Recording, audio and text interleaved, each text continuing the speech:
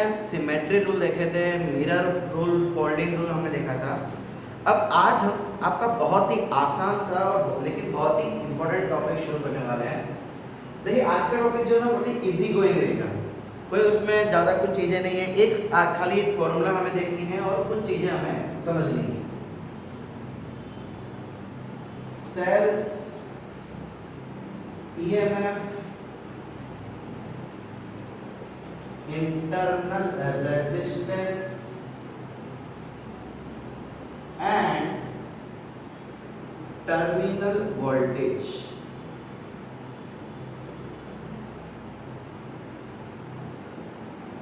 भाई कई सारी जगह टर्मिनल वोल्टेज को पोटेंशियल डिफरेंस के नाम से भी लिया जाता है। अब ये सारी चीजें है क्या और आपस में कैसे कनेक्टेड है उसके बारे में हमें आज सीखना है। बस आज हम इससे 4 चीजें देखने वाले हैं और ये इसका आपस में कनेक्शन देखने वाले हैं। चलिए सबसे पहले शुरू करते हैं हम लोग सेल के साथ।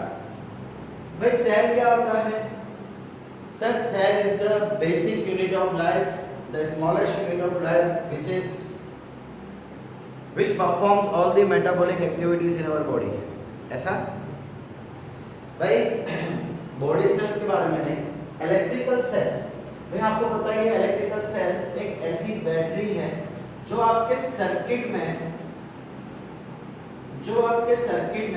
एनर्जी देने का काम करती है। इसे हम डिनोट करते हैं माइनस से, इसे हम डिनोट करते हैं प्लस से। अब इलेक्ट्रॉन कहां से निकल के कहां तक जाते हैं? भाई इलेक्ट्रॉन्स जो है वो नेगेटिव से निकल के पॉजिटिव की तरफ जाएंगे और इसके ऑपोजिट डायरेक्शन में करंट दौड़ता है। भाई ये कहानी हमको पता है।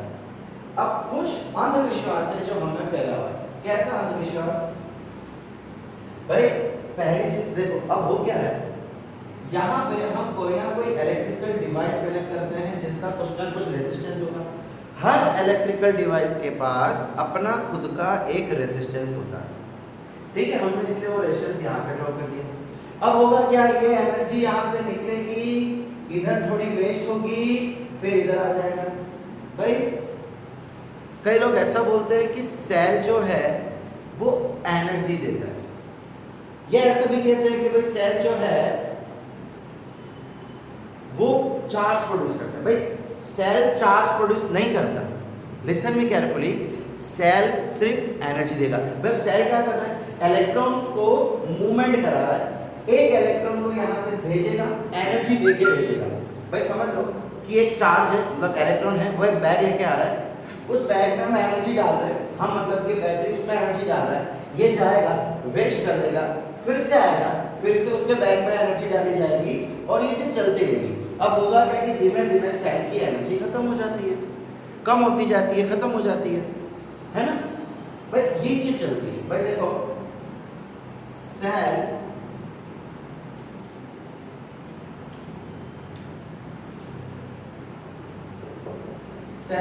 Provide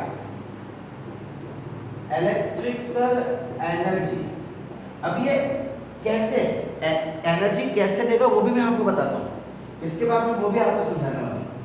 cell provide electrical energy to the circuit, और सर्किट में लगे हुए जितने भी इलेक्ट्रिकल कंपोनेंट्स है उन सभी को ये एनर्जी देगा। भाई सबसे खास बात, cell do not produce charge. भाई वो चार्ज प्रोड्यूस नहीं करता, वो चार्ज प्रोड्यूस नहीं कर रहा है, वो तो सिर्फ चार्ज को घुमाने का काम कर रहा है, एनर्जी देके घुमाने का काम कर रहा है।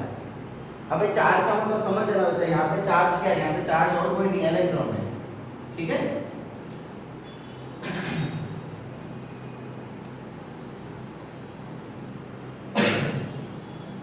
चार्ज एक्चुअली सेल एक्चुअली करता है, सेल किसके लिए प्रख्यात है, किसके लिए फेमस है? तो भाई cell maintains the electrical potential difference, या बहुत ज्यादा रहेगा, maintains the potential difference between the two terminals of circuit। Electrical circuit की जो दो टर्मिनल होती है उसके बीच में कंटिन्यूअस, जब तक वो जिंदा है, मतलब जब तक वो काम कर रहा है तब तक पोटेंशियल डिफरेंस वो मेंटेन रखेगा, तब तक पोटेंशियल डिफरेंस वो मेंटेन रखेगा। अब एक्चुअली सेल के अंदर होता क्या है भाई, सेल देखो हमने क्या बोला, सेल प्रोवाइड्स इलेक्ट्रिकल एनर्जी, मतलब वो इलेक्ट्रिकल एनर्जी प्रोड्यूस कर रहा है। कैसे प्रोड्यूस कर रहा है, तो भाई उसमें कुछ केमिकल एनर्जी जनरेट होती है और उस केमिकल एनर्जी को इलेक्ट्रिकल एनर्जी में कन्वर्ट किया जाता है। केमिकल एनर्जी को इलेक्ट्रिकल एनर्जी में कन्वर्ट किया जाता है। भाई आपने गैल्वेनिक सेल पढ़ा होगा, चलिए आगे डिस्कस करते हैं, ठीक है भाई। अब भाई जैसे कि हमने देखा कि केमिकल एनर्जी से इलेक्ट्रिकल एनर्जी कन्वर्ट हो रही थी, हो क्या रहा है, चलिए थोड़ी सी हम यहाँ पे केमिस्ट्री की बात कर लेते हैं। भाई आपने गैल्वेनिक सेल तो पढ़ ही रखा होगा, है ना। उस गैल्वेनिक सेल में क्या होता है, एक बीकर टाइप होता है, उसके अंदर हम मेटालिक इलेक्ट्रोड्स डालते हैं और यहाँ पे कोई ना कोई कंडक्टिंग इलेक्ट्रोलाइट होता है। कैसा इलेक्ट्रोलाइट, कंडक्टिंग, के भाई जो इलेक्ट्रॉन्स को फ्लो करा सके। अब हम क्या करते हैं, हम इसको एक्सटर्नली किसी डिवाइस से कनेक्ट कर देते हैं। अब इसमें होता क्या, इसमें होगा क्या कि भाई एक प्लेट से इलेक्ट्रॉन्स आएंगे, भाई हम जो इलेक्ट्रोलाइट लेते हैं ये प्लेट क्या करेगा, इसके साथ रिएक्शन करेगा और अपने इलेक्ट्रॉन इनको दे देगा। अब ये इलेक्ट्रॉन यहाँ से फ्लो होके इसके पास आएंगे, इसका मतलब यहाँ पे इलेक्ट्रॉन कम होते जा रहे हैं, तो होगा क्या कि यहाँ पे पॉजिटिव चार्ज डिपॉजिट हो जाएगा और वही इलेक्ट्रॉन इधर चले गए, मतलब इधर क्या हो जाएगा, नेगेटिव चार्ज डिपॉजिट हो जाएगा। इसका मतलब एक प्लेट माइनस में हो गई, एक प्लेट प्लस में हो गई। भाई तो मैं इसका जो पोटेंशियल है उसको बोल देता हूँ V माइनस, इसका जो पोटेंशियल है उसको बोल देता हूँ V प्लस। तो भाई क्या यहाँ पे पोटेंशियल डिफरेंस हो गया, देखिए ये पॉजिटिव पोटेंशियल होगा, कुछ वैल्यू कुछ भी हो सकती है भाई, 4, 5, 6, 12 कुछ भी हो सकती है, और इसकी नेगेटिव हो जाएगी, इसकी वैल्यू भी कुछ भी हो सकती है। और ऐसा जरूरी नहीं है कि दोनों की सेम हो, डिपेंड करता है कि कौन सी प्लेट, कौन सा इलेक्ट्रोड आप यूज करते हो, ठीक है। ये क्या हो जाता है, इलेक्ट्रोड। अब भाई यहाँ पे आपको पता ही होगा, आपने शायद पढ़ रखा होगा कि यहाँ पे कुछ एक्सोथर्मिक रेडॉक्स रिएक्शन हो रहा है। एक्सोथर्मिक रेडॉक्स रिएक्शन, अरे भाई ये रेडॉक्स रिएक्शन क्या होता है, इसका मतलब जहां पे ऑक्सीडेशन एंड रिडक्शन दोनों हो, ऑक्सीडेशन एंड रिडक्शन दोनों हो, तो देखो ना इस प्लेट पे ऑक्सीडेशन हो रहा है, चार्ज आके डिपॉजिट हो रहे हैं, इलेक्ट्रॉन्स आ रहे हैं, तो इस पे क्या हो जाएगा, ऑक्सीडेशन, और इस प्लेट पे क्या हो रहा है भाई, रिडक्शन हो रहा है। तो ऑक्सीडेशन रिडक्शन के कारण ये इलेक्ट्रॉन्स यहां से आ गए। अब जरा सबसे कमाल की बात सुनना भाई, हमने क्या कहा था कि सेल जो है वो इलेक्ट्रिकल एनर्जी प्रोड्यूस करता है। अरे कैसे प्रोड्यूस करता है भाई, मैंने क्या बोला था कि इलेक्ट्रॉन, सपोज इमेजिन करो, समझ लो कि एक इलेक्ट्रॉन बैग लेके आ रहा है और ये उसमें एनर्जी डाल रहा है, इसका मतलब ये इलेक्ट्रॉन को चार्ज करता है और भेज देता है आगे लड़ने के लिए, चार बच्चा लड़, तो ये एनर्जी देगा कैसे भाई। सपोज करो कि हमारे पास एक ये सिचुएशन आ गई है जहां पे पॉजिटिव चार्ज और नेगेटिव चार्ज है। अब इसमें से एक और इलेक्ट्रॉन निकलेगा, एक और इलेक्ट्रॉन निकलेगा। अब वो इलेक्ट्रॉन भाई सीधी सी बात है, ये इलेक्ट्रॉन कहाँ जाना चाहेगा भाई, ये तो पॉजिटिव के पास जाएगा ना, बट एक्चुअली ये जाता है इसके पास। ध्यान से मैं क्या बोल रहा हूँ भाई, ये इलेक्ट्रॉन एक्चुअली जाना कहाँ चाहिए था, पॉजिटिव के पास जाना चाहिए भाई, अट्रैक्शन तो उधर से ही होगा, इधर से तो रिपल्शन हो रहा है, नेगेटिव नेगेटिव रिपल, लेकिन फिर भी इलेक्ट्रॉन जो है वो इधर जाता है, क्योंकि अब पहले तो देखो उसकी डायरेक्शन समझो, इलेक्ट्रॉन यहाँ से निकला, इधर गया, यहाँ से होते हुए वापस इधर आ गया। ये हमारी एक्सटर्नल सर्किट है, ये हमारी इंटरनल सर्किट है। भाई अगर मैं एक्सटर्नल सर्किट की बात करूं तो बेटा वहां पे तो इलेक्ट्रिकल फोर्स होगा ना, इलेक्ट्रोस्टैटिक फोर्स। भाई देखो ये नेगेटिव ये पॉजिटिव, तो इलेक्ट्रॉन नेगेटिव से पॉजिटिव जाएगा। इलेक्ट्रोस्टैटिक फोर्स, भाई इलेक्ट्रिकल फील्ड कहां से कहां तक होती है, माइनस से लेके प्लस तक। तो जिधर इलेक्ट्रिकल फोर्स उधर इलेक्ट्रिकल फील्ड उधर इलेक्ट्रोस्टैटिक फोर्स, यहां से निकल के इलेक्ट्रॉन। तो एक्सटर्नल में तो बहुत समझ आ रहा है कि कैसे मूवमेंट होगी। इंटरनल में सोचने वाली बात है कि यार इलेक्ट्रॉन है, रिपल्शन है, फिर भी इधर जा रहा है, क्योंकि बच्चा यहाँ पे कुछ एक्सोथर्मिक रिएक्शन हो रहे हैं। इसको हम कहते हैं कि कुछ बैटरी, देखो ये डिटेल में तो आप केमिस्ट्री में पढ़ोगे कैसे क्या रिएक्शन होते हैं। हम फिलहाल इतना फिजिक्स के अंदर इतना डिटेल में नहीं जाएंगे। हमें सिर्फ इतना देखना है कि भाई कुछ एक्सोथर्मिक बैटरी के रिएक्शंस होते हैं जिसकी मदद से भाई एक इसकी एनर्जी, भाई देखो यहाँ पे जो रिएक्शन हो रहा है ना, ये एक्सोथर्मिक रिएक्शन, भाई उसके कारण इलेक्ट्रॉन को एनर्जी मिल रही है जो कि इलेक्ट्रोस्टैटिक से ज्यादा है।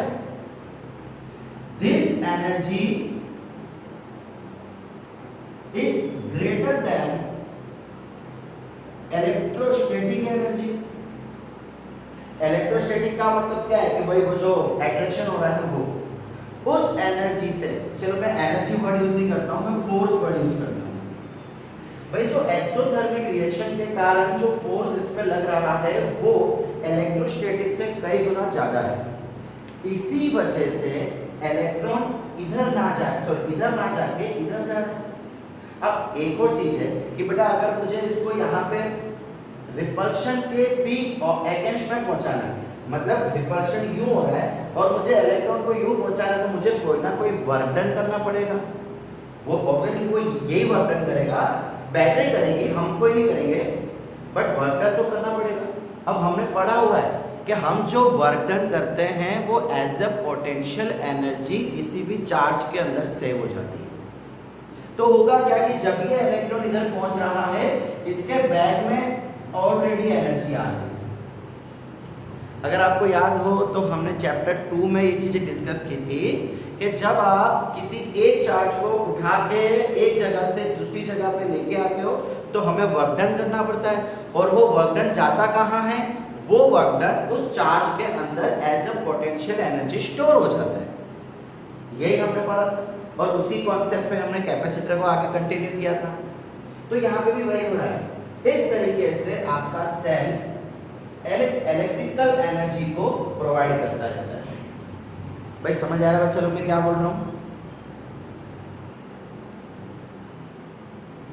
ओके, तो भाई हमने सेल पढ़ लिया, सेल के अंदर क्या काम काज होते हैं वो पढ़ लिया। देखो बच्चा ये फिजिक्स का पार्ट नहीं है, ये आपको एग्जाम में नहीं है, ये केमिस्ट्री का पार्ट है। ये तो सिर्फ समझाने के लिए कि सेल कैसे एनर्जी प्रोड्यूस करता है, वो खाली समझाने के लिए आपको मैंने बताया।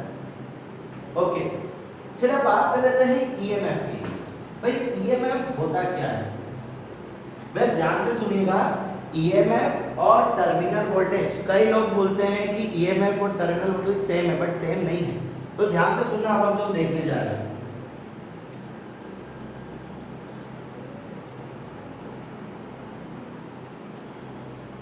ईएमएफ इसका फुल फॉर्म है electromotive force.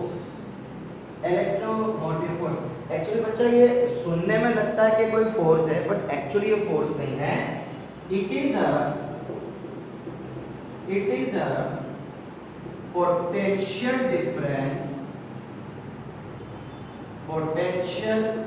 Difference of any cell when no current is flowing, when no current is flowing।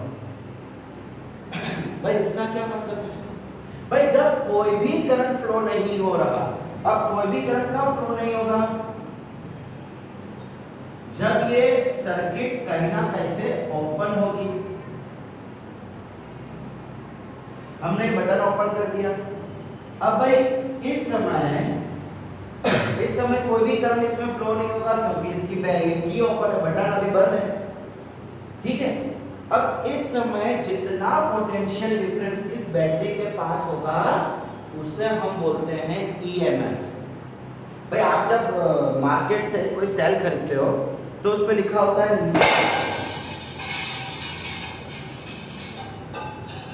Sorry, उस पर लिखा होता है कि वो 9 वोल्ट की या 12 वोल्ट की बैटरी है, तो वो एक्चुअली उसको ईएमएफ कहते हैं।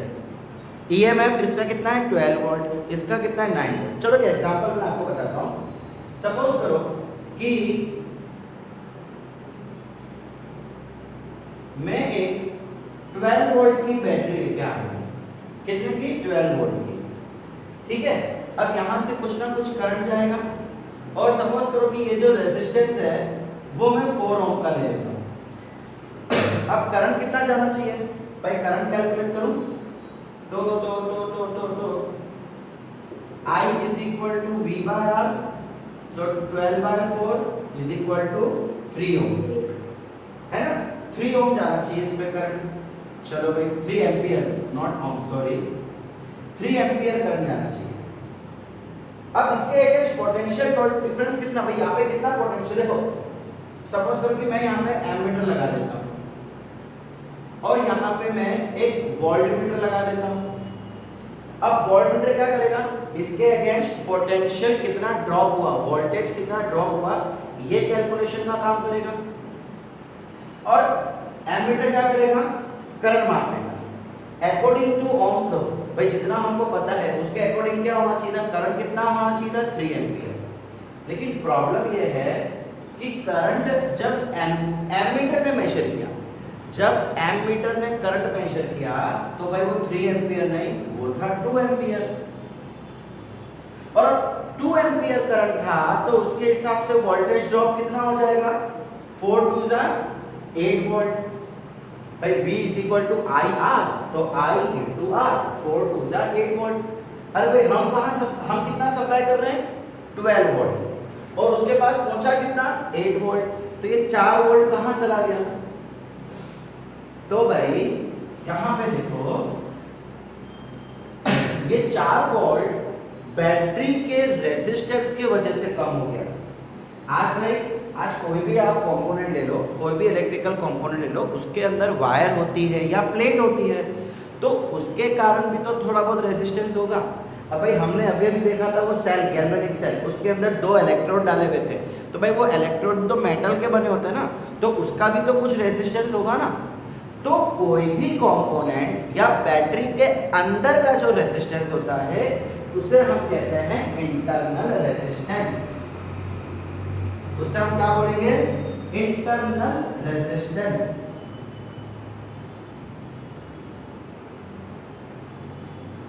भाई मैं उसी सर्किट को मैंने रीड्रॉ किया है, इसी सर्किट को मैंने रीड्रॉ कर दिया है। तो ये है आपका इंटरनल रेजिस्टेंस। इसको कई बार ऐसे भी दिखाया जाता है और इसको स्मॉल r से डिनोट किया जाता है, एक्सटर्नल को कैपिटल R से। अब हुआ क्या भाई, जैसे कि 2 एम्पियर करंट फ्लो हो रहा था, है कि नहीं, ये कितना था 4 ओम, तो भाई इसके पास कितना पोटेंशियल आ गया था 8 वोल्ट का। अब वही 2 करंट इधर, 2 एम्पियर करंट इधर भी फ्लो होगा और बोल देते कि चलो इंटरनल रेजिस्टेंस कितना है 2 ओम का, तो इसके अक्रॉस भी तो कुछ पोटेंशियल ड्रॉप होगा, इसके अक्रॉस भी तो कुछ पोटेंशियल ड्रॉप होगा। एक काम करता हूं, इसको और अच्छे से दिखा देता हूं आपको। भाई दिखा, जैसे मैंने पहले ड्रॉ किया था ना, दिखाते तो वैसे ही है, बस खाली आपको समझाने के लिए।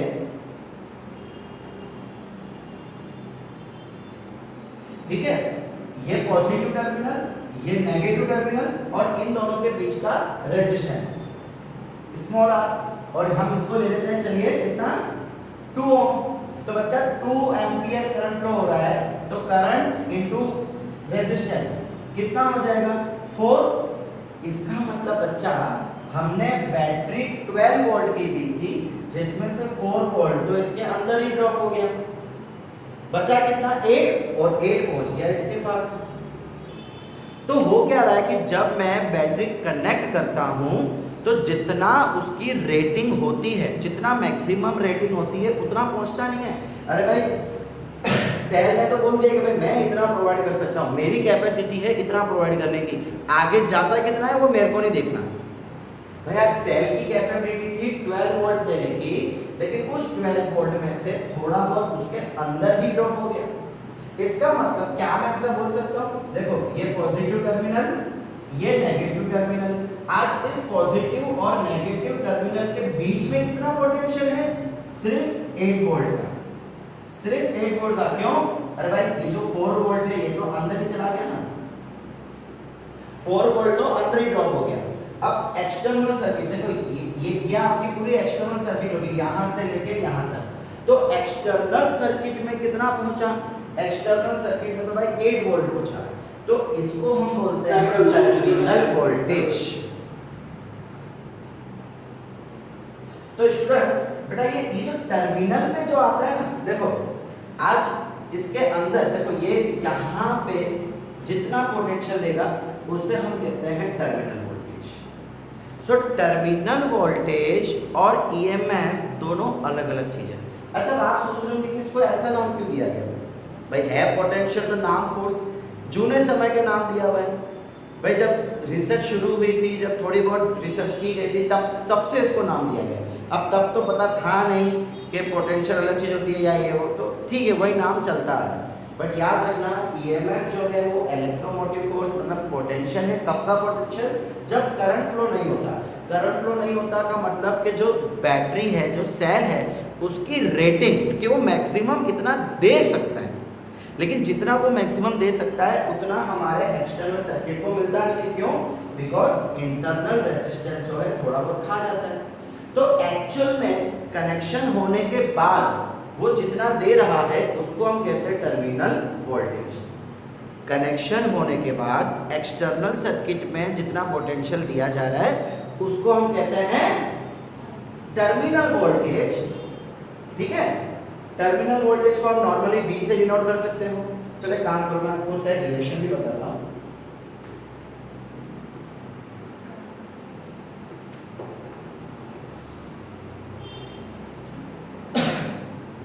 तो भाई मैं सिर्फ फिलहाल बैटरी बना रहा हूँ, ये बैटरी, ये इसका इंटरनल रेजिस्टेंस। अब भाई इसके अगेंस्ट ये दोनों टर्मिनल के अगेंस्ट कितना पोटेंशियल है, टर्मिनल वोल्टेज V। अच्छा ये टर्मिनल वोल्टेज है, terminal voltage means the voltage applied to the external circuit by any battery. Okay, and EMF it is the potential difference of any battery when no current is flowing, जब कोई current flow नहीं होता उस समय की। Okay, अब मैं ऐसे बोलूं, चलो इसका पोटेंशियल E है, बैटरी का पोटेंशियल E, EMF को E से डिनोट किया जाता है, और टर्मिनल के अगेंस्ट भी। अब मैं बोलता हूं कि चलो यार इसमें जो करंट है वो ऐसे फ्लो होके आएगा, I करंट आ रहा है और इसमें रेजिस्टेंस स्मॉल r है। इंटरनल रेजिस्टेंस को हमेशा स्मॉल r से डिनोट करते हैं। वोल्टेज का डिफरेंस कितनी करना है?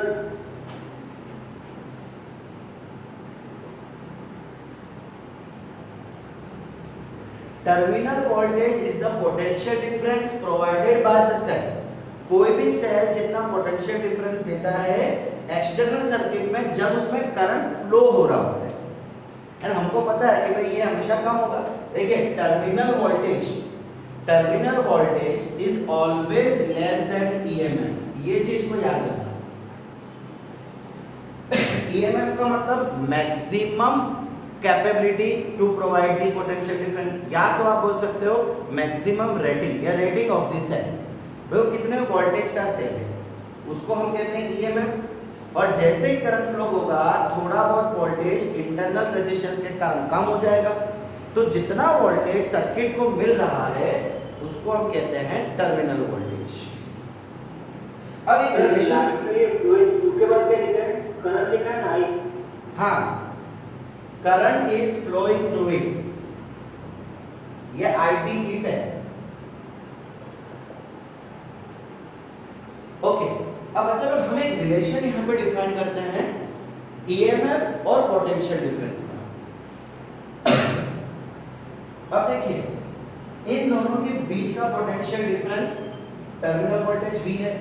मैं यहां से शुरू करता हूं, मैं यहां से शुरू करता हूं। एक भाई यहां का पोटेंशियल V, यहां कितना पोटेंशियल हो गया V हो गया। अब बच्चा ये करंट यूं जा रहा है, करंट कहां से कहां जाता है, हाई पोटेंशियल से लो पोटेंशियल। इसका मतलब इसके पास कुछ पोटेंशियल होगा, मतलब ये रेजिस्टेंस के अक्रॉस में कुछ पोटेंशियल होगा। इस टर्मिनल का पोटेंशियल ज्यादा होगा और इस टर्मिनल का पोटेंशियल कुछ कम होगा। देखो करंट फ्लो हो रहा है, तो करंट कहां से फ्लो होता है, इलेक्ट्रॉन्स के ऑपोजिट डायरेक्शन में। इलेक्ट्रॉन्स कहां से कहां जाते हैं भाई, वो लो पोटेंशियल से हाई पोटेंशियल पे जाते हैं। तो करंट कहां से कहां जाएगा, हाई पोटेंशियल से लो पोटेंशियल। इलेक्ट्रॉन्स के ऑपोजिट में होता है ना करंट, तो इसका मतलब अगर करंट यूं फ्लो हो रहा है तो इसके इस टर्मिनल पे हाई पोटेंशियल होगा और इस टर्मिनल पे लो पोटेंशियल होगा, तो उसका कुछ तो डिफरेंस आएगा।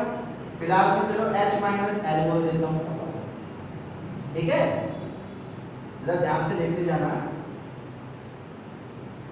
V प्लस भाई इसका पोटेंशियल प्लस इसका potential is equal to E बोल सकते हैं। E मतलब जितना वो देगा, EMF क्या है, जो टोटल कितना होगा, इसके अक्रॉस में जितना ड्रॉप हुआ होगा वो, और इस टर्मिनल के बीच में जितना होगा वो। तो मैं अगर टर्मिनल को और इसको ऐड कर दूं तो मुझे टोटल EMF मिल जाएगा। अच्छा V प्लस, अब इसको क्या कहा जाएगा, ये इसके अक्रॉस जो पोटेंशियल वो कितना होगा बच्चा, सीधी सी बात है IR होगा ना, potential is equal to IR, तो यहाँ पे IR हो जाएगा और ये E। तो ये रिलेशन आपको याद रखना है, terminal voltage plus internal voltage is equal to EMF, या इसको ऐसे भी लिखा जाता है terminal voltage is equal to E minus IR। भाई सीधी सी बात है, जितना भी EMF है उसमें से इंटरनल वोल्टेज ड्रॉप को आप निकाल दो तो मेरे को टर्मिनल वोल्टेज मिलेगा। वही तो हमने देखा भाई, हमने क्या देखा था अभी, EMF कितना था 12 था, टर्मिनल पोटेंशियल कितना था 8 वोल्ट था, और अंदर कितना ड्रॉप हुआ IR, अंदर कितना ड्रॉप हुआ 4 वोल्ट। तो 8 प्लस 4 इज इक्वल टू 12। 8 मतलब टर्मिनल वोल्टेज, 4 मतलब इंटरनल वोल्टेज, 12 मतलब EMF। तो वही तो आ गया, देखो वही तो चीज हो गई। समझ आ रहा है चलो, ये फॉर्मूला आपको याद रखनी है। This is the relation between EMF and the terminal voltage, where small r represents the internal resistance. Okay students, समझ आ रहा है बेटा? इंटरनल रेजिस्टेंस क्या होता है उसकी भी डेफिनेशन लिख लो। ये हमने देखी थी टर्मिनल वोल्टेज की definition, terminal voltage is a potential difference provided by set with the external circuit when current is flowing through it. अब हम बात करते हैं कि इंटरनल रेजिस्टेंस क्या होता है। इंटरनल रेजिस्टेंस, सो भाई it is an obstruction to the current provided, yeah, it is an obstruction to the path of current, so to the path of current provided due to the plate of cell। भाई cell की जो, या ऐसा बोल सकते हैं plate of electrode, plate of electrode in a cell. भाई cell के अंदर जो इलेक्ट्रोड डाला हुआ है उसके कारण जो ऑब्स्ट्रक्शन मिल रहा है करंट को, उसको हम कहते हैं इंटरनल रेजिस्टेंस। ओके, अब जब इंटरनल रेजिस्टेंस जो है वो ओम्स लॉ को बहुत ही छोटे समय के लिए फॉलो करता है। मतलब जैसे हमने पहले भी देखा था भाई, लिमिटेशन ऑफ ओम्स लॉ में देखा था कि कोई भी कंडक्टर को अगर मैं ओवर पोटेंशियल दूंगा, मतलब हाई पोटेंशियल दूंगा, तो वो ओम्स लॉ फॉलो नहीं करता। लेकिन अगर इसमें थोड़ा सा भी पोटेंशियल ज़्यादा हो गया तो ये ओम्स लॉ फॉलो नहीं करता। ठीक है, फॉर्मूला यही रहेगी, फॉर्मूला चेंज नहीं होगी, लेकिन ओम्स लॉ क्या कहता था कि पोटेंशियल बढ़ेगा तो करंट भी बढ़ेगा, लेकिन वो चीज़ इंटरनल रेजिस्टेंस पे ज़्यादा देखी नहीं जाती है। So internal resistance is not the ohmic resistance. ठीक है,